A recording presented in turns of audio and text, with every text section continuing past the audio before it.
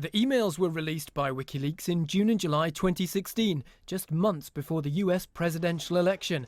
They were hugely embarrassing and seen as massively damaging to the Democratic presidential nominee, Hillary Clinton.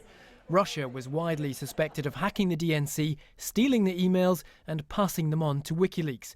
Julian Assange has denied Russian involvement, and Russia denies any responsibility.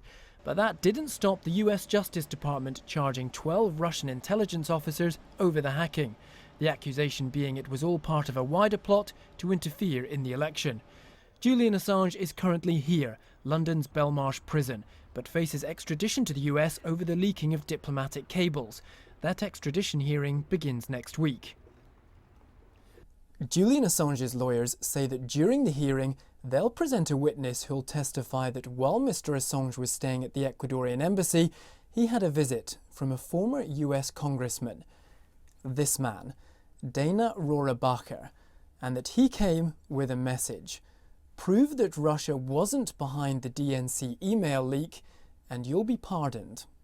The White House says the claim by Julian Assange's lawyer is a complete fabrication and a total lie. Julian Assange went into the Ecuadorian embassy in London in 2012 to avoid extradition to Sweden on allegations of sexual offences, charges he always denied and which were later dropped. These hearings over extradition to the US may start on Monday, but they're expected to last several months. So it won't be until later in the year before we find out who it is that's making these allegations about a supposed deal by the Trump administration. Rich Preston, BBC News.